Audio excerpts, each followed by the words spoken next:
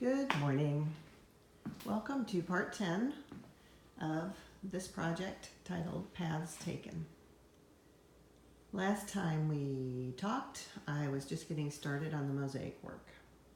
I have since completed that, although I may make a couple of modifications, may not.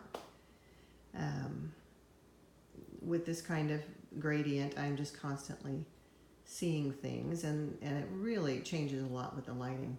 First, let's talk about, you can see this is my pattern, which you've seen before, and that is the finished work. And yes, I made the palette for that from this actual Smalty. So part of the difference is the way the colors print, you know, the capability of the printer.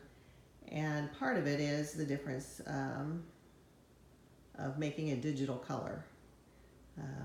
I'd say on my iPad, which I don't have out right now, it's closer to this, but there's still quite a difference. So that's why they look quite different, don't they? So let's talk about this.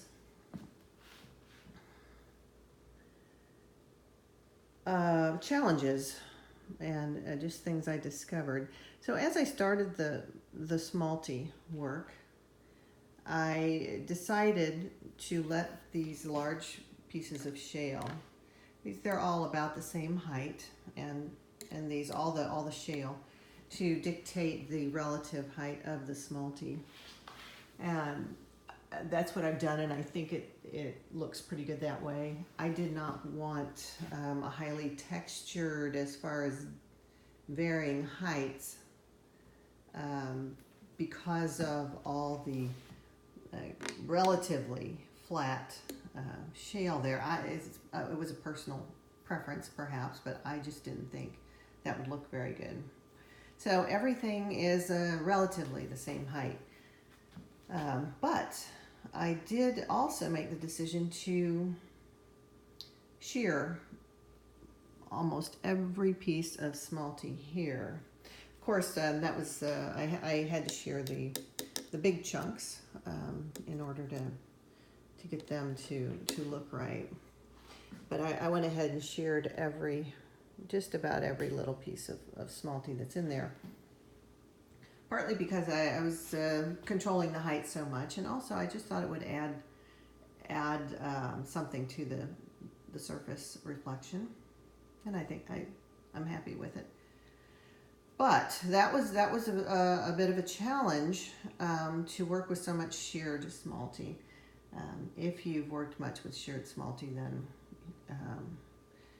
you would know that it's kind of tricky. Once you shear off the surface, it often compromises the entire piece, the integrity of the entire piece, and it also roughens up that surface. So once it is sheared, it can be difficult to shape, and I often needed particular shapes in order to accomplish this kind of flow. Alternatively, if you so if you shear it first, it's difficult to shape. If you shape it first and then shear it, your shearing can alter your shape, because you're basically, chipping away at that. So it was often a fine balance that I sometimes failed to meet, and that was kind of one of the bigger technical challenges, as well as just getting them cut to a lot of precision required for some of it. But I'm happy with how that went. The flow was really nice. By the time I got into the upper parts, I felt like I was, it was just coming more naturally to me to work this way. I had to modify as I went, even though, I went to all this effort, and it was very, very glad that I'm very glad that I did. My lines here, and this is something I've learned if I do something like this again, my lines, the lines that are drawn here are really too thin to allow for the actual space that's needed between the pieces. And I got into some very fine areas here that just weren't practical when it came to actually executing it. They were too small, and I ended up modifying that as I went. And I was just happy with how that started becoming more of a second nature to me. So I will remember that next time. I will use thicker lines if I'm doing something like this, which I don't know if I'll ever do anything like this again.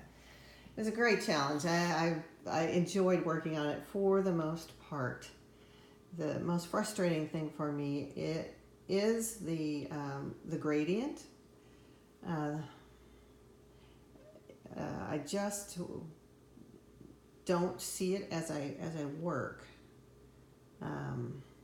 And I find that I don't know, it's a challenge, but I'm mostly happy with it. I'm happy I took this on, and I feel like I really learned a lot. So what I'm doing now, I have put a layer of cement on the top all the way around, and I have painted the edge with a mix of Weld Bond and water. I just put enough water in to get the Weld Bond workable with a brush, and just paint a very generous layer on here to seal this wood and to get, you know, in between here, so that then I can come and put my cement edge on it, which you can see I've just started this morning and it's still wet. That's why it looks so dark. So, and I think you can see that's going to be a nice looking edge. And I just cement the Wheatie board and that wood frame that I put on the back.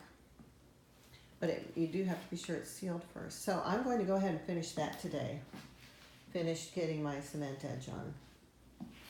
I've got some traveling coming up, so I won't be back for a few weeks, at which time I will finish it. I'll frame it, yes. Even though I think it'll be nice unframed, and it's got that wood frame on the back onto which hanging hardware can be installed, that wood frame. And so it can be hung without a frame, that's an option. I am going to frame it into this black floater frame with a little bit of distressed treatment on it. I think it'll look nice. I'll do that when I get back from my travels, and I'll visit with you one more time with the finished piece. Thanks for joining me today. This has been part 10 of Paths Taken. Ciao.